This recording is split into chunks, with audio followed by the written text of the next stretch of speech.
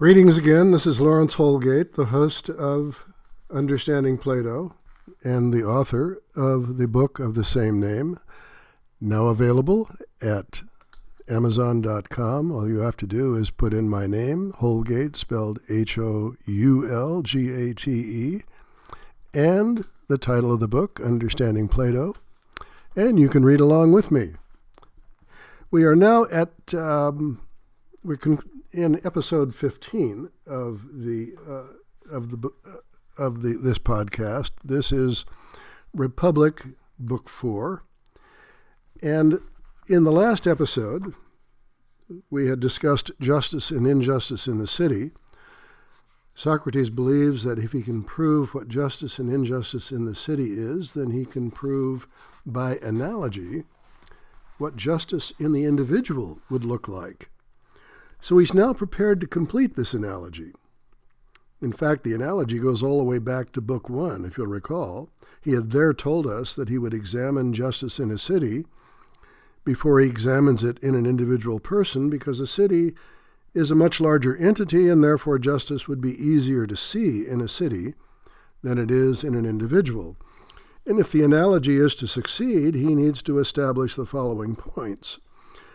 First, if a just man and a just city are alike in the respect that they are both just, and justice in the city is each of the three natural classes doing its own job, then there must be something about people who are just that corresponds to these natural classes in the city. Secondly, he has to explain what it means to say that a person or a person's soul, like a city, has parts. And third, if there are parts in a person, in the soul or the mind, then Socrates must prove that the individual has the same kind of parts in his soul that exist in the city, and to be correctly called by the same names as are said in the city. That's at paragraph 435C of the Republic. Now, we should notice at this point in the dialogue that the largeness of the city has nothing to do with locating similar things in the individual human being.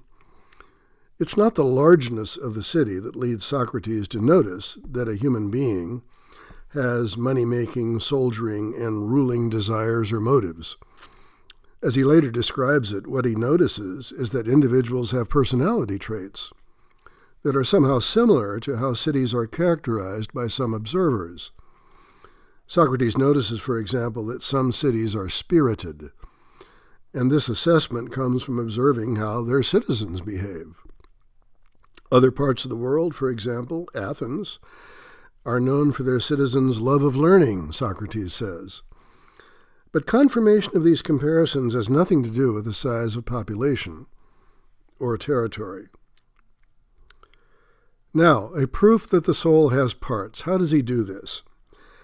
If he's going to draw an analogy between a city and an individual, which seems preposterous if you think about it, but if he's going to draw the analogy, then he's got to describe very carefully how each of these things have parts.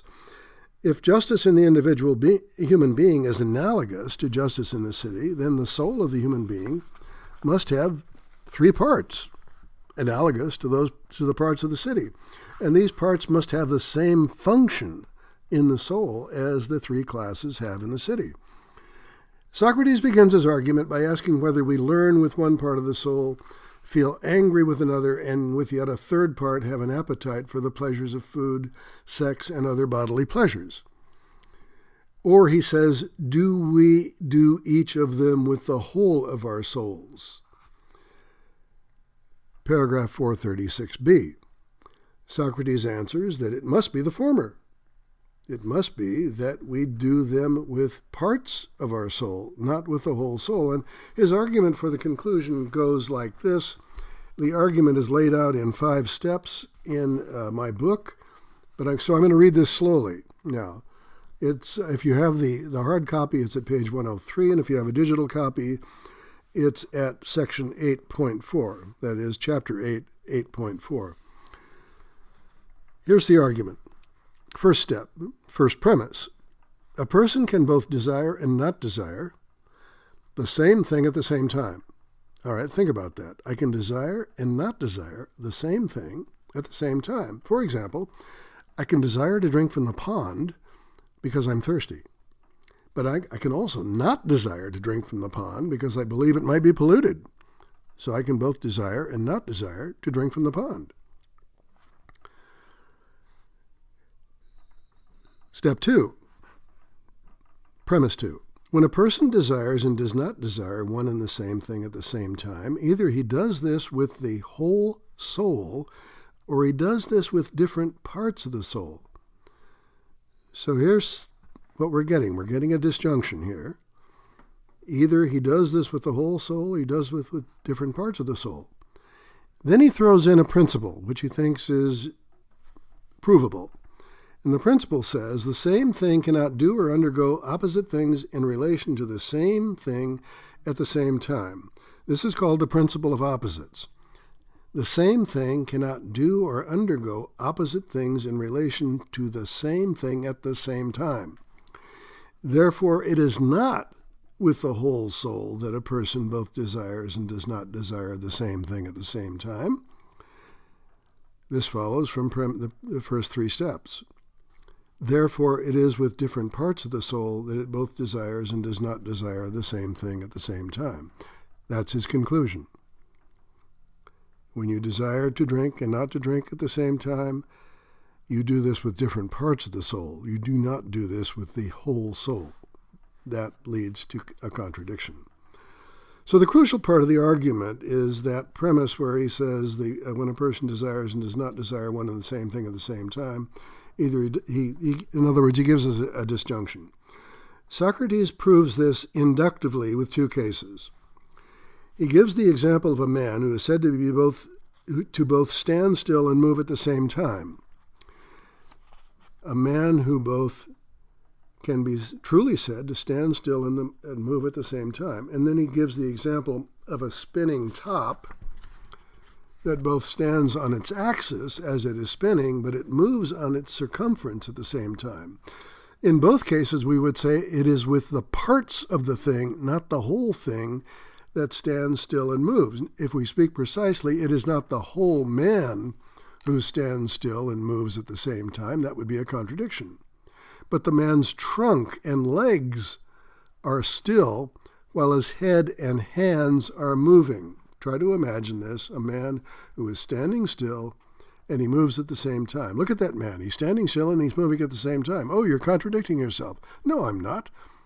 His body, the trunk of his body is standing still. It's not moving at all. But his head and hands are moving. That's how we do it. That's how we say it.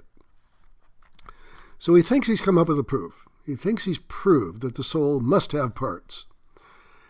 And Socrates now claims that there are 3 such parts.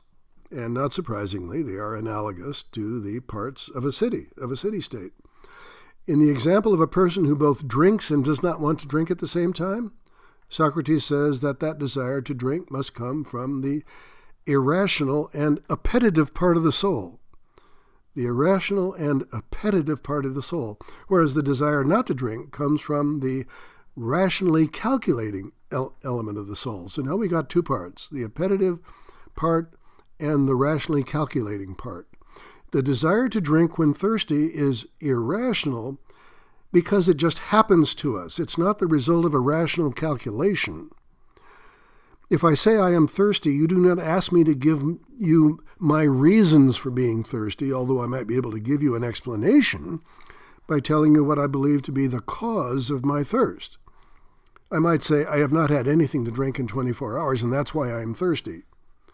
To put it another way, the statement, I am thirsty, unlike my thirst is due to dehydration, if I say I am thirsty, my saying that is not a conclusion that I arrive at after a careful consideration of a set of premises.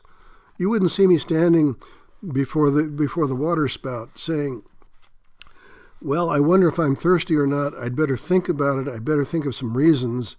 And yes, therefore, I've just considered 4 premises, and that leads to the conclusion that I am thirsty. No, come on. You are just thirsty.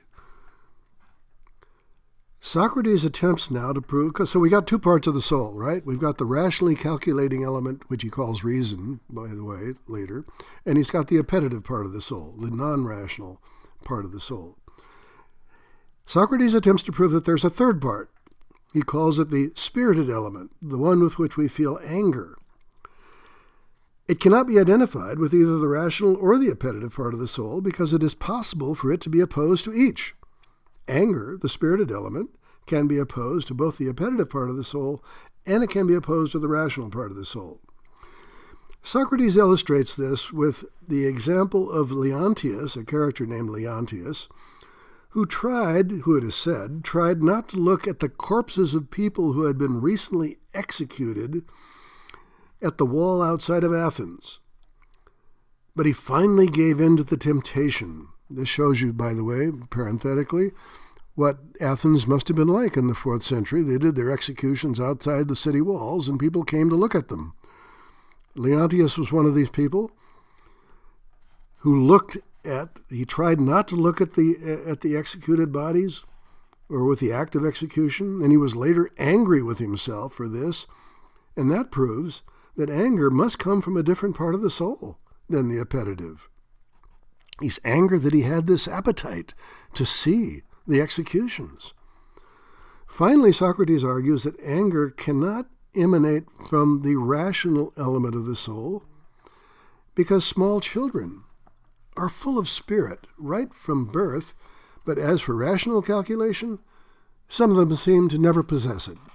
That's at paragraph 441a of Republic. And Socrates might also have used an example of showing a person rationally calculating that he ought not to give in to the anger that he's feeling. In fact, if Socrates was alive today, he might point to the success of court-ordered anger management classes for persons who have been shown by their felonious behavior to be incapable of controlling their temper. So now we have three parts of the soul. We have the appetitive part, we have the rationally calculating element or reason, and we have the spirited element, the one with which we feel anger. So let's now ask some questions about this divided soul theory of Socrates. Consider the following statements. Statement 1. Milton is thinking about what he should do tomorrow night. Study or go to the party? Number 2.